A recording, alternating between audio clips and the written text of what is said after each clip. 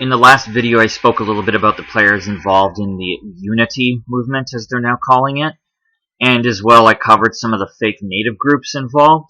So, first of all, I ended up covering someone named Chief Wabiska Mukwa, also known as Zane Bell, who's the head of the Asman, the Anishinaabeg, Salutri, and Métis Indigenous Nation. And this gentleman here is actually a member of the Knights of Malta, just to show you how connected some of these people are. And I'll be talking about their connections. I'll be talking about JD, Tony Ranger, who also goes by the name Johnny Ranger, as well as Jared Rainmaker Robinson. So first of all, I'm going to point out these people for a visual. The website I used was Peoples of the Salmon website, and that's headed by David Quinn, who also goes by the name Papoise. I called him out in my previous video. And then we have Johnny Ranger over here, Jared Rainmaker Robinson, Mathatla, who I don't know too much about, but I talked about him a little bit in my previous video. And then in the center we have JD. I'm not sure who the person is with the Queen shirt right now. So, moving forward, this is an article from 2018, and it mentions an Ottawa homicide suspect charged with murder in Thunder Bay. And that's Johnny Ranger over there, by the way, just so everybody has the visual. An Ottawa man who fled the city after a 2016 homicide is believed to have been killed by his suspected partner in crime in Thunder Bay. And in Thunder Bay announced Thursday that Johnny Ranger has been charged with first-degree murder in the killing of his one-time friend and associate Justin Milky Duncan, in a case that spanned 22 months and reached from the northern Ontario city to the southeast end of Ottawa looking for a possible motive. Homicide detectives in Thunder Bay and in Ottawa, alongside provincial, federal, and regional counterparts, have all probed what was first Duncan's disappearance to what's now considered his murder. I don't know if his body was ever discovered, if I'm honest with you. However, I will say that there are other co-accused involved here. We have, besides Johnny Ranger himself, you have Noel Perez, Emery Ameti, Mohammed Alassi, and they're all from Ottawa and comprising of what Thunder Bay police have dubbed the Ottawa Crew, and have all been charged in the first-degree murder in Duncan's killing. So, this article is from 2019, but it says that in June, the Crown stayed the charges against the four men, and a stayed charge essentially means the Crown has halted prosecution. However, these charges have not been withdrawn, and can be brought back before court within a year. Well, I'm going to show you something that's a little bit more up-to-date than this, actually. But somebody who I had met by the name of Johnny Hawk, I found this conversation he had posted where he had called out Johnny Ranger for murder. So he calls him out and says the movement doesn't need your ego, and Johnny Ranger, of course, responds by swearing at him and says that he did 10 years in jail. And Johnny Hawk says to snoop on our movements, and this is what Johnny Ranger actually describes as a deal. So, anyway, all I want to say is that Johnny Ranger is admitting to having made some sort of a deal with the Crown.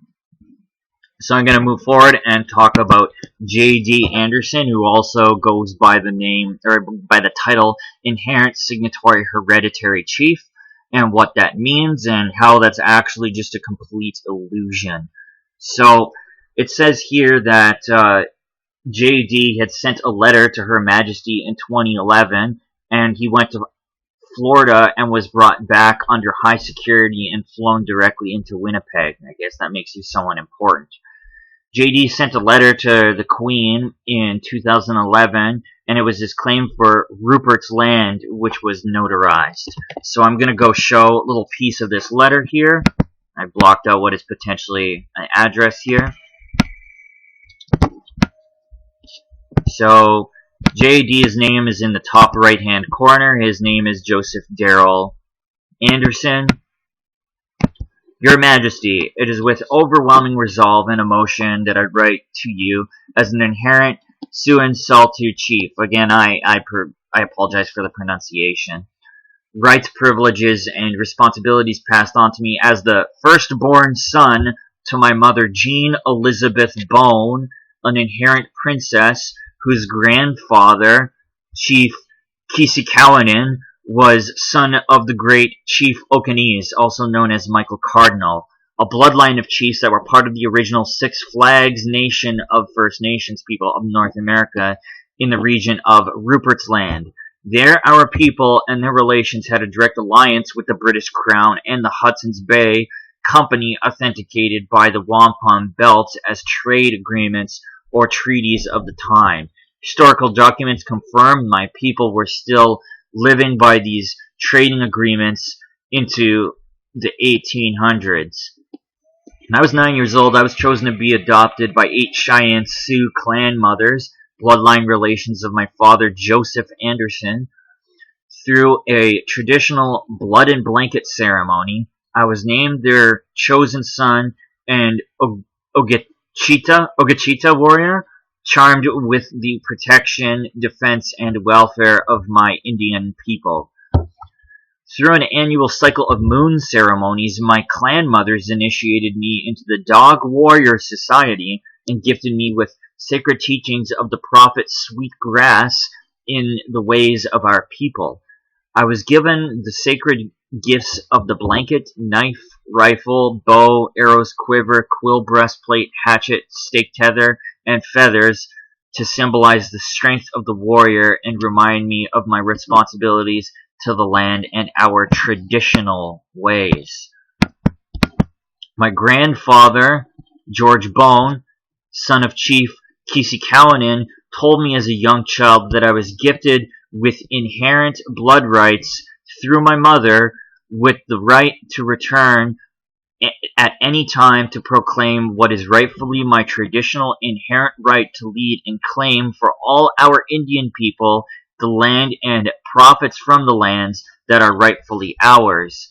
These lands and assets were set aside by the Canadian government and held for the British Crown as Crown land and assets in trust until you, Cheeky, a nickname given to me by my people, make your claim.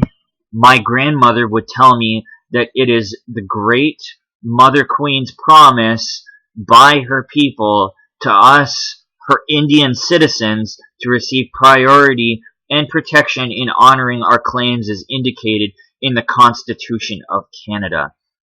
So, anybody who understands anything about the Constitution of Canada, I could make a whole video on it, but it was not ratified properly ever, and it has no legitimate authority over us.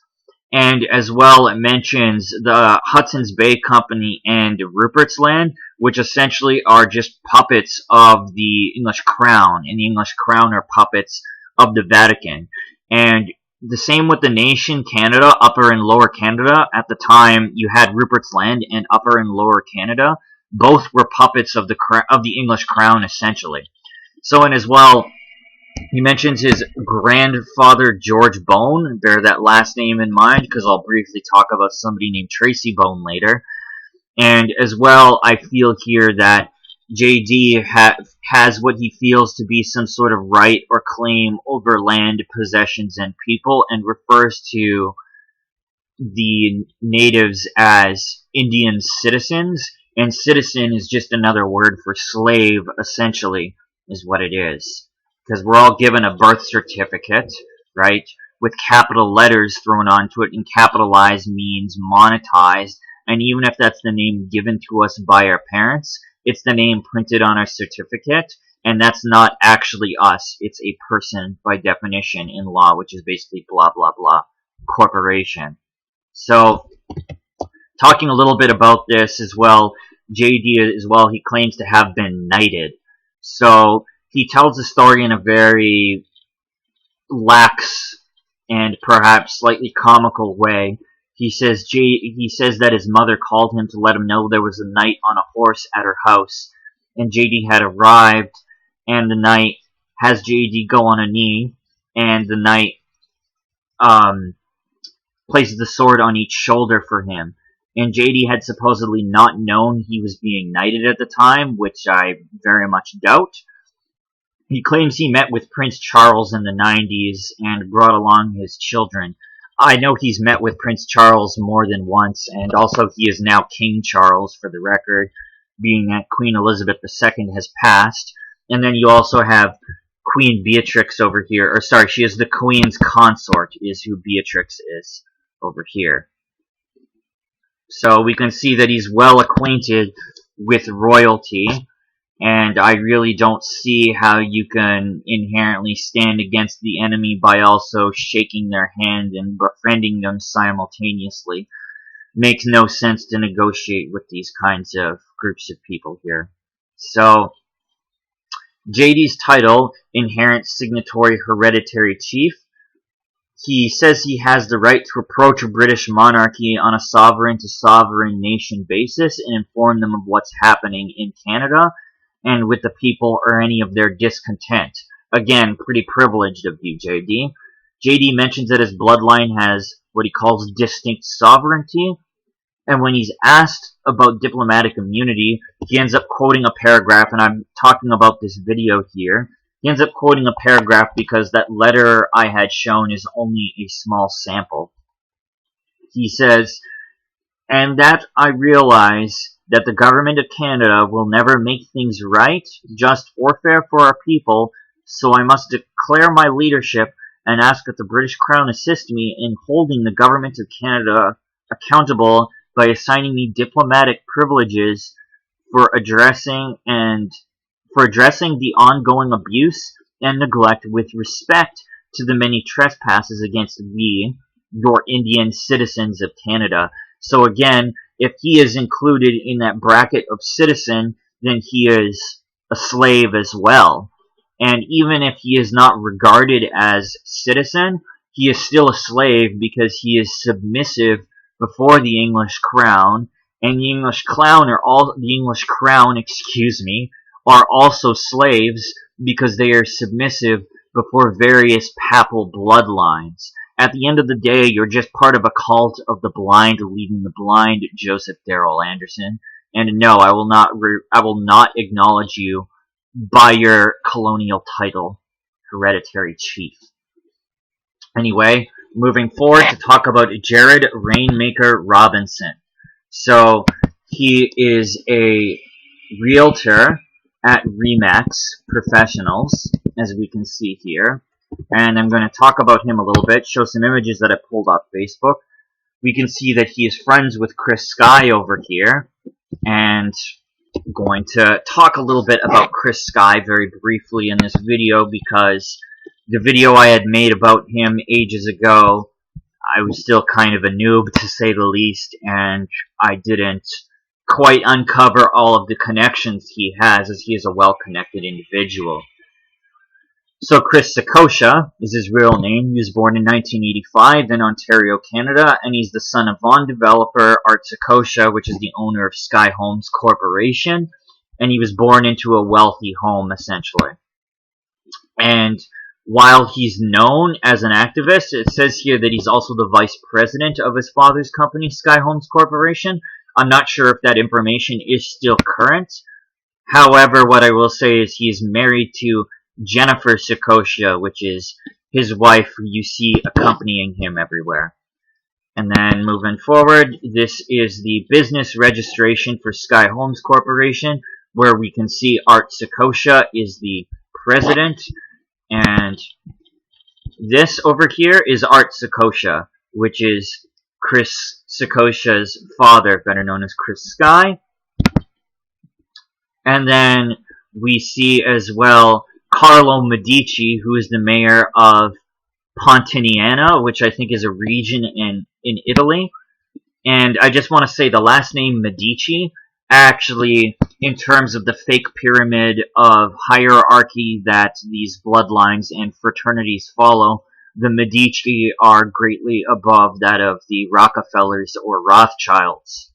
So it says here that on November 18th, over 600 members of the Italo-Canadian community and guests gathered at Riviera Park for a fundraising gala to wrap up Lazio Week.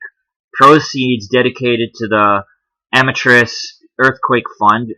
This year, the annual gala honored Pontiniana, Italy, as City of the Year and honored 4 notable Laziali who have distinguished themselves in the community. Barbara Collins, Remo Ferri, Andrea Lervolino, excuse me, and Art Sakosha as well. So, there you go. And this is Sky Homes Corporation. I think this is an interesting picture to start the website off with. But just to show you that this is the corporation Sky Homes.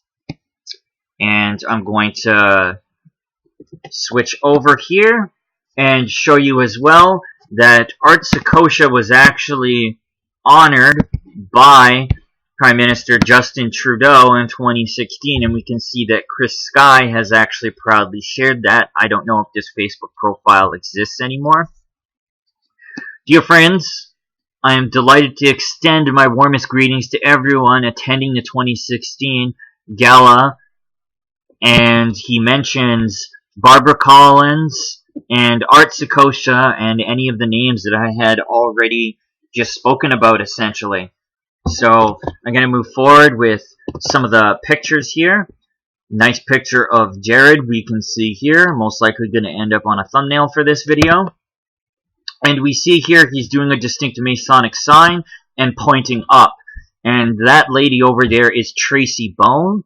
I point her out because of JD's grandfather, I think, with the last name Bone. If you go back to this letter, we can see the last name Bone in here. My grandfather, George Bone. So there we go. So this is the Masonic sign that is done here. I've already called Chris Sky out for this because he was holding up two fingers saying no, essentially. And the negative sign, which is the two fingers, we could see that Jared is using one finger. We'll get to that. The negative sign is made by extending the right arm, forming a square at the elbow, holding the hand pointing upwards. The two fingers extended and the other fingers and thumb clenched. It is given whenever you see a brother doing or about to do anything contrary to his interest in buying or selling. It means desist, and that the brother who receives the sign is bound by his oath to pause and reflect. Now the exact opposite of that with one finger, the sign of approbation, is given by holding up one finger in the same manner. It is given whenever you wish secretly to advise a brother in any traffic or dealing to his profit or interest. It means proceed. I'm assuming here that there's some sort of profit to be made in the music of Tracy Bones here. I don't know the exact intention beyond that, but what I can tell you is that Jared Rainmaker Robinson for sure is a Freemason based off what I'm seeing. Tracy Bone is an Indigenous singer-songwriter from Winnipeg, Manitoba. She, along with a group of other Indigenous peoples, participated in Canada's Freedom Convoy, making music and blessing the protest day after day. This episode was recorded from the streets of Ottawa, where she and Chief J.D. Anderson continued to drum and pray.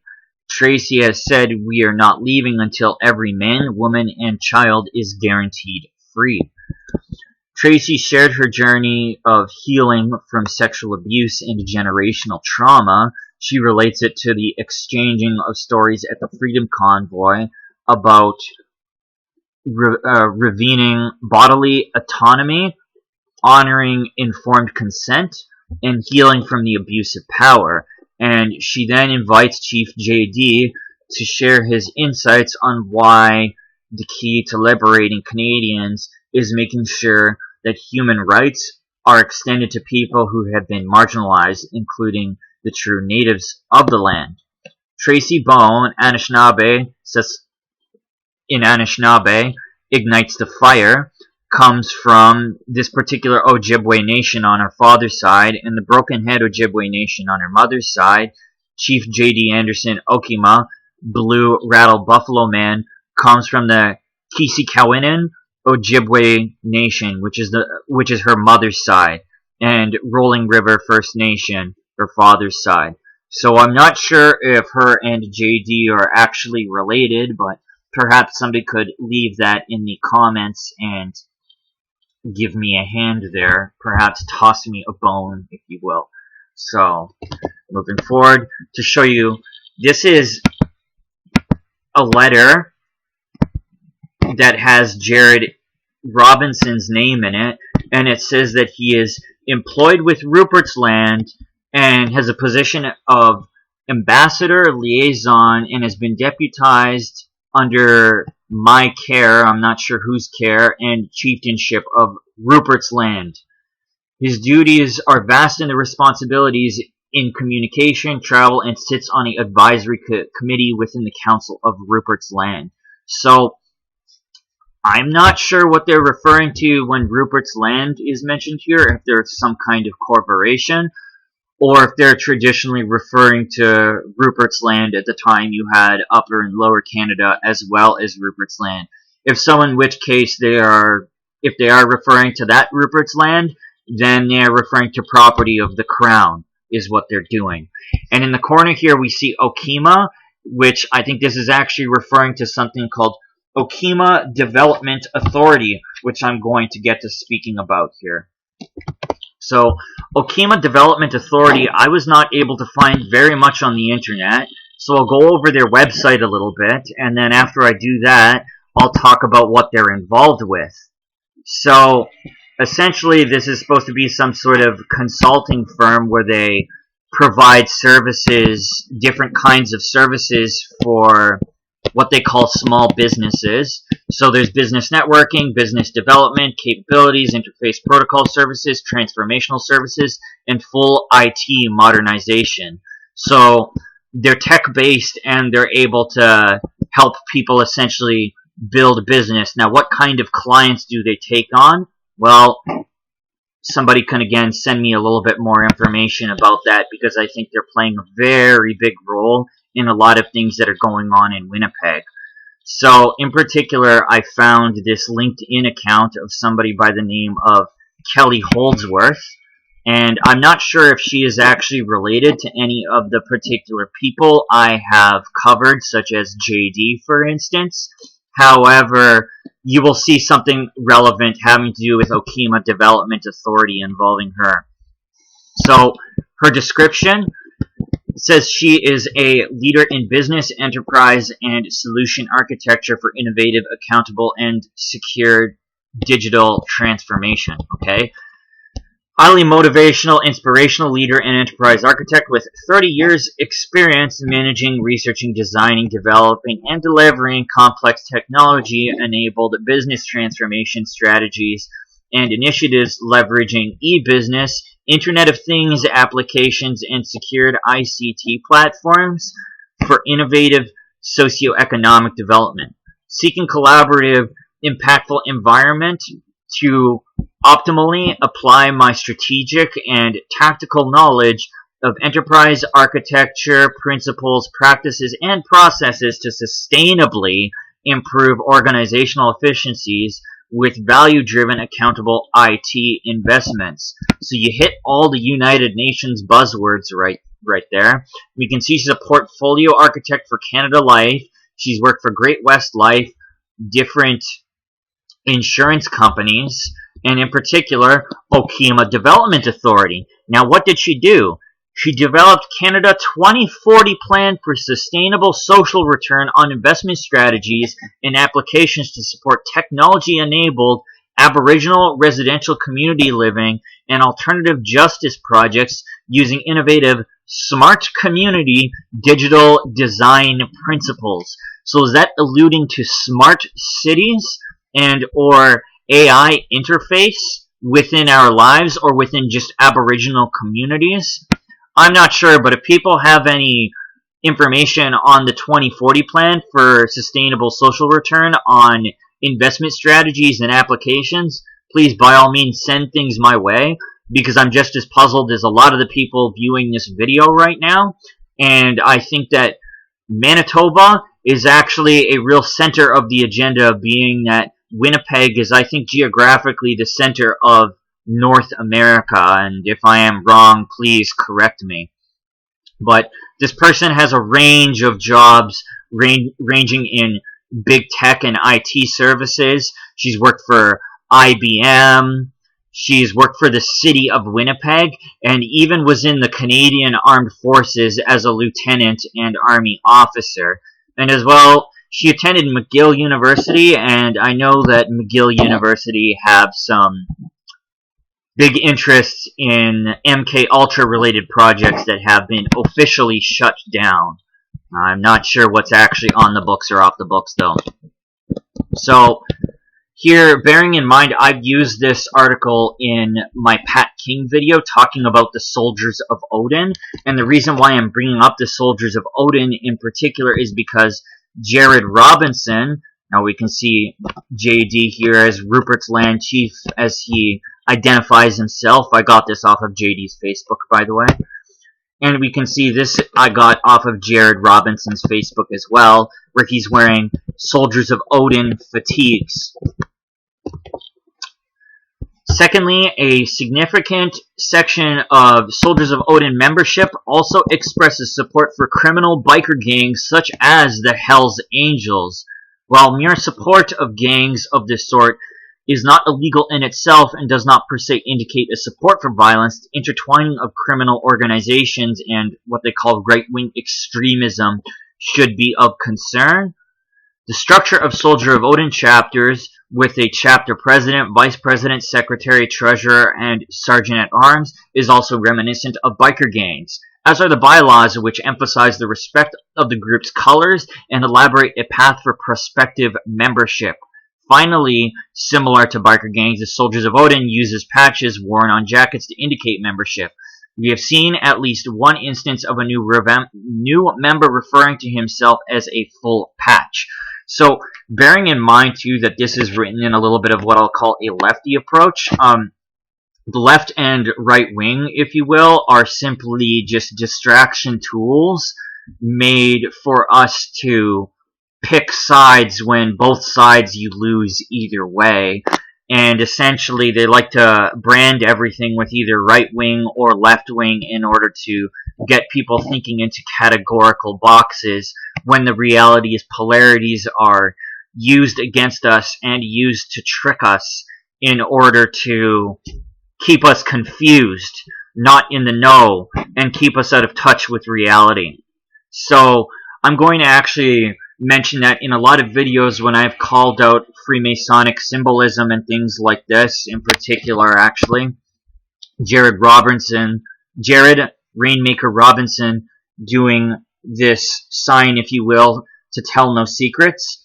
In the same Freemasonry book that I used, called Richardson's Monitor of Freemasonry, it says that it is a caution to a companion when you wish him to keep silent. So, bearing this in mind, I've described a lot of these things as rituals, the craft, etc., and a lot of this actually is kind of narrow-minded thinking in and of itself, because I'm going to define good medicine, and then I'll speak a little bit. So it says good medicine. When it says Native Americans, actually apply this to all First Nations groups. So First Nations believe that in order to have good health, you must first learn to live your life in complete balance with the natural laws set forth by the Creator. Included in these laws are to have respect for nature, to possess a kind heart, and to have high moral standards. These and other beliefs are what Native Americans call good medicine, and First Nations peoples believes that Mother Earth has provided them with plants and herbs that are essential in maintaining good health, and rather I should say maintaining all people's good health, First Nations or otherwise. The reason why I give this definition of good medicine is that it encompasses someone with a good heart and someone with high moral standards, as said here. Now flip this around to bad medicine, which is exactly what these same people practice, like JD, Johnny Ranger, Zane Bell, and even Chris Sky and Jared Robinson. Fact of the matter is, bad medicine is a more accurate definition for these people and what they practice, simply put, because they are rotten to the core and they have no creative ability. All they can do is mirror, mimic, revert, and pervert, which is why they don't scare me and they should not scare you. Thank you as well for all the support that all of you give. I appreciate the love and support. And may the Creator bless all of you. Thank you.